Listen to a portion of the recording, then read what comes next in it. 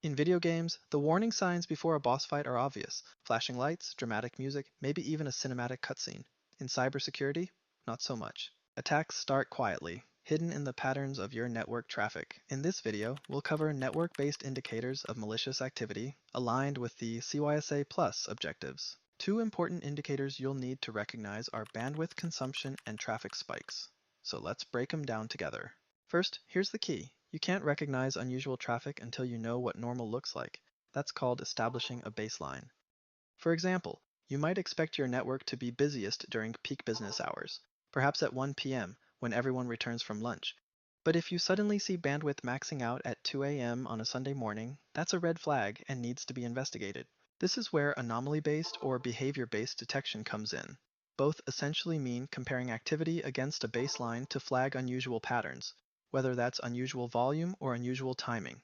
Now to the fun part. How do you measure this stuff? A few common tools include collecting NetFlow data from routers and switches into a central location, leveraging the Simple Network Management Protocol, or SNMP for short, to collect device and traffic metrics, reviewing interface statistics or network utilization graphs from firewalls or IPS devices, using a network tap, which is effectively a splitter for network traffic.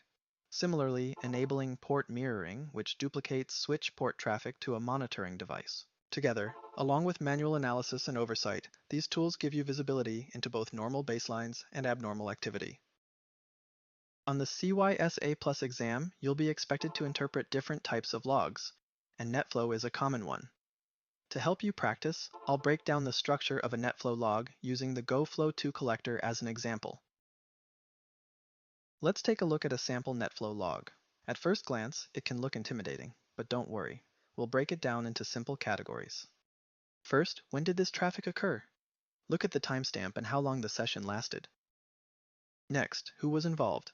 That means identifying the source and destination IP addresses, which device generated the log, and which ingress or egress interface the traffic passed through. This also helps us understand direction, whether traffic was moving north-south or east-west across the network. Up next, what kind of traffic was it? That's where the protocol and destination port come into play. Essentially, which service was being used or targeted. We also want to ask, are there any anomalies? For example, does the protocol behavior look unusual, or does the traffic pattern stand out compared to the baseline? Finally, how much traffic are we talking about? Look at bytes and packets to decide whether the flow volume is normal or suspicious. By breaking logs down into these categories, when, who, what, anomalies, and how much, you'll have a structured framework to quickly decide if a flow needs deeper investigation. Now let's define bandwidth consumption. Think of it as a bumper-to-bumper traffic jam that never clears. It's sustained, unusually high traffic volume that pushes your network near or over capacity. Over time, this can cause slowdowns, dropped connections, and even outages. Why is this important? For businesses, network downtime doesn't just frustrate users, it can cause customer dissatisfaction, break service-level agreements, and even cost money through penalties or clawbacks. Traffic spikes are a little different. Instead of a constant jam, think about when a playoff game ends and the stadium empties.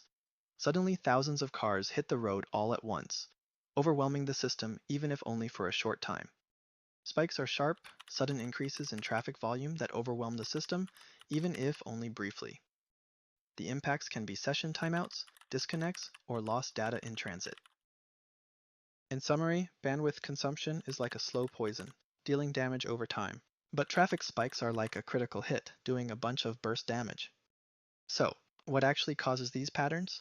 Non-malicious causes are surprisingly common and can include network backups or big data transfers, everyone's software update kicking in at the same time, a viral social media post driving traffic to your servers, routing errors, or ISP problems, like a fiber cut.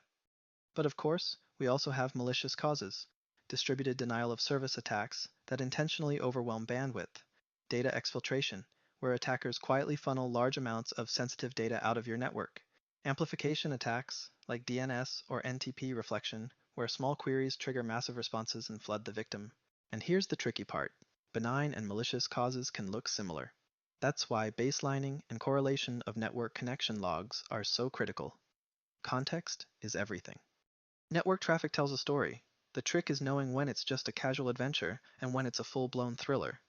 More CYSA Plus exam prep and cybersecurity content is on the way, so hit subscribe and I'll see you in the next level.